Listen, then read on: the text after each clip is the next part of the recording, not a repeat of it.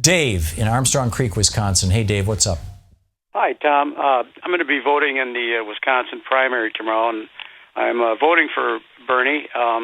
However, I will support Hillary in the general if it comes to that. But what I wanted to talk about, I was watching a Wisconsin State Journal reporter talking about the primary tomorrow, and he mentioned that Scott Walker decided he's going to be putting up a cheese wall against Donald Trump. He's backing Ted Cruz. Right. And, so I thought that was kind of comical. But to me, it's like one crazy person endorsing another crazy person against another crazy person. Yeah. So it's... Anyway. I think that's a marvelous story, Dave, the cheese wall. That's a good one.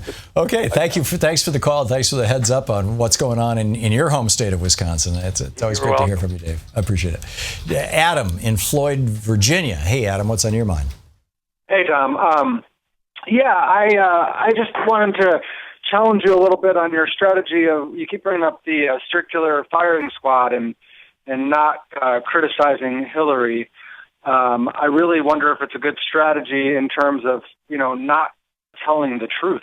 I feel like, we shouldn't avoid telling the truth. It's better in the short run because we may end up with a stronger candidate, in my opinion, that being Bernie Sanders. But in the long run, we really need to address, and I know you agree, we need to address that the country is slipping into oligarchy. I mean, we're facing huge environmental issues, and I just don't think it's a time for half measures. And as far as I'm concerned, Hillary is part of the millionaire and billionaire club, and I just really wonder if you being so hesitant to, I think, speak certain truths is really the best strategy. I just try to push back on that a little bit. Well, all I can do, Adam, is tell you my own internal compass on this, and I've been through more than one election and on the air for more than one election and more than one primary for that matter. I mean, I was supporting John Edwards back in 2004, and he was on this show regularly until we just discovered what a cretin he was. But it's and that is that it's kind of a variation on Ronald Reagan's 11th commandment, thou shalt not speak ill of another Republican. I'm perfectly willing to point out, and I have on this program many times, when I think that Hillary's campaign is not serving her well by being less than honest in their attacks on Senator Sanders. And there have been a number of occasions where I felt that was actually a misfire. I think that those are things that, end up hurting her more than helping her. And if the Sanders campaign was engaging in that kind of taking things out of context and changing their meaning and putting them out as a straw man, I would call them out too. I haven't seen that from the Sanders campaign. I have seen it in a few cases from the Clinton campaign, mostly, but I have seen it from supporters of both of them. And I just think it's destructive. It's destructive to the party. It's destructive to party unity. Yes, I don't disagree that Hillary Clinton is a multimillionaire and thus part of the multimillionaire class, and that she and her husband hang out with the millionaires and billionaires, and they've got the support of most of the wealthy Democrats in this country. Yeah, I mean, no, I get all that, but that was true of Franklin Roosevelt too. Right. Right here, but earlier, so I just have this. Your comment earlier that she could be a modern FDR. Wow, I just can't even imagine. I just think that Bernie would be much more likely to be a modern FDR than Hillary. And for you to, Adam, I agree with you, but Bernie may not be your nominee. Yeah, but I'm saying that holding back on telling these truths makes it more likely that Bernie won't be the nominee. We need to draw the stark contrast. I mean, there really are major contrasts, and I think it's a disservice to... When Bernie started his campaign, he was, we are not going to get into character assassination. We're not going to do personal attacks. We're not going to do name calling. And in fact, there's a piece in today's New York Times about this, how in the last 5 months of 2015, he absolutely refused to attack Hillary Clinton, even on things that he's now pointing out are contrasts.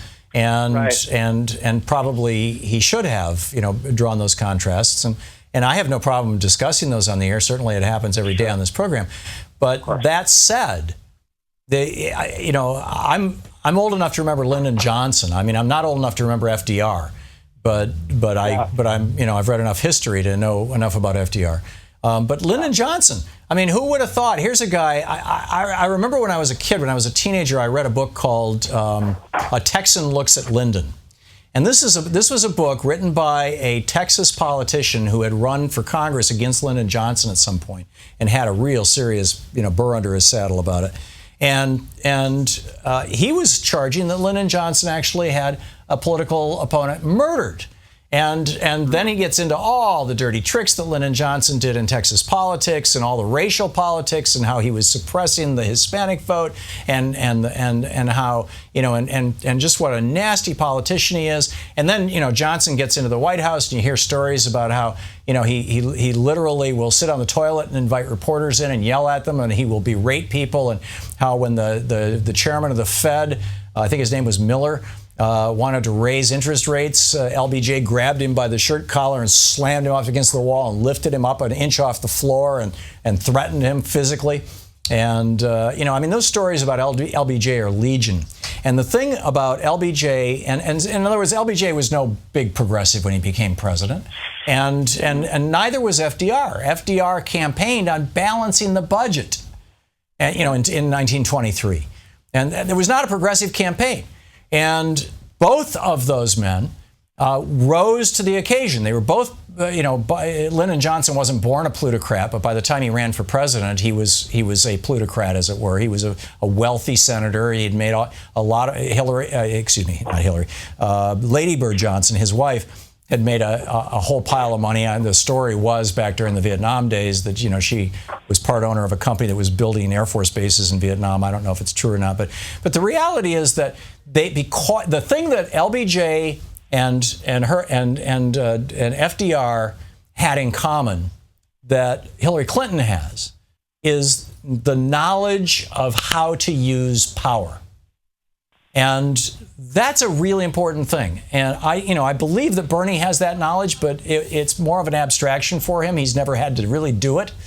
And that's the thing where I think that she could be if she is our nominee and if she becomes our president, and I think that those are both better than 50% probabilities. But I'm not throwing in the towel on Bernie. But I'm just saying, if she's our nominee and if she's the president, I have a lot of faith in her ability to get things done. Now, and in fact, I think she'll be better at it, frankly, than President Obama was in his first couple of years, because he had never been in that situation where he had to know how to use power. Is she going to appoint, executives of Monsanto and the like? Well, this is where we'll find out, right? I mean, if Obama, I know that Obama is not a saint. I know, but that's my point. See, I think that we're going into this one eyes wide open. We went into 2008 really not knowing that much about President Obama. He's been, I think, a marvelous president in many regards. There are a few things that I strongly oppose. TPP is at the top of the list. Sure. But on net, thank God we had President Obama. Can you imagine a John McCain presidency or a Mitt Romney presidency where our country would be at right now? Let the fear of somebody worse prevent us from getting what we need, and we need to restore our democracy and save the planet. I agree. And Hillary Clinton at least understands those issues. Oof.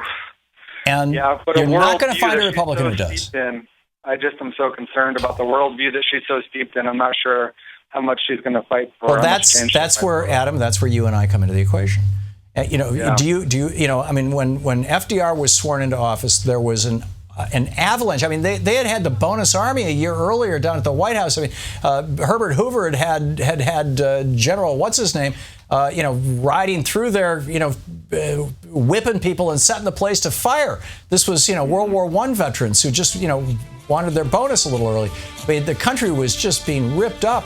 And FDR stepped up to that. Lyndon Johnson came into the presidency during a time of great racial conflict that really was as much race as class. In other words, so many people had been excluded economically. He stepped up to it. I think Hillary Clinton can step up to it. I absolutely believe Bernie Sanders can step up to it. That's all I'm saying. Adam, thank you. But she won't do it if we don't push her. You're listening to Thom Hartmann. Visit thomhartmann.com for audio and video archives. So the bottom line here is, if you believe in progressive values and you want to see America move in a progressive direction, get involved in the process. To watch more clips from our programs, hit the Watch More Videos button over here. And please be sure to hit the handy-dandy subscribe button so you'll always be up to date. Tag, you're it.